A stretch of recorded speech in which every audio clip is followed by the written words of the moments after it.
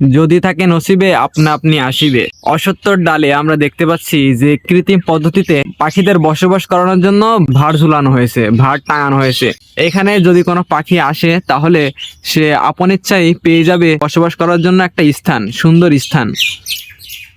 আপনারা জানেন যে পাখিরা প্রকৃতিক একটা নিয়মে তারা বাসা বানিয়ে থাকে গাছের ডালে ডালে, কিন্তু এখানে অসত্যর ডালে আমি দেখতে পাচ্ছি যে প্রচুর ভাড় টাঙানো আছে, যে ভাড়গুলো মানুষেই টাঙিয়েছে। যদি কোনো পাখি এখানে আসে তাহলে সেই পাখি এখানে বসবাস করতে পারবে, তার প্রয়োজন হবে না খড়কুটা দিয়ে নতুন করে বাসা তৈরি করার জন্য।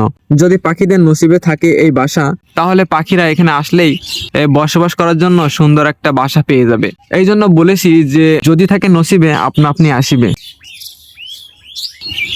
কিছুদিন পরেই পাখিরা, শালিক পাখিগুলো আবারও বাসায় ডিম পাড়বে এবং বাচ্চা ফোটাবে, যে কারণে তারা একটা ব্যস্ততার সময় পার করছে এই মুহূর্তে। তবে এই গাছে আরো পাখির আনাগোনা আছে, পাখির কিচিরমিচিরও আমি শুনতে পাচ্ছি। আর সব থেকে একটা গুরুত্বপূর্ণ বিষয় যেটা আপনাদের সাথে না বললেই নয়, এই অসত্য গাছের নিচেই একটা সুন্দর আমাদের মহান রব্বুল আলামিনের ঘর, মসজিদ আছে এখানে। আর এই মসজিদে মানুষ নামাজ পড়ে থাকে, ওপর আল্লাহর ইবাদত করে থাকে। এটা হচ্ছে সে সুন্দর মসজিদ, এবং মসজিদের সামনেই একটা রাস্তা। তবে এই রাস্তায় এখন দেখতে পাচ্ছি যে মানুষের চলাচল নেই বললেই চলে, যে কারণে একদমই নির্জন হয়ে আছে। যে রাস্তাটি আপনারা দেখছেন এই রাস্তাটি চলে গেছে একটা গ্রামের উদ্দেশ্যে। আর এপাশে যে রাস্তাটি দেখছেন এই রাস্তাটা গেছে ঘেরের ভিতরে, মানে এর ভিতরে আরো কিছু ঘের আছে, সেই ঘেরে যাওয়ার রাস্তা এটা।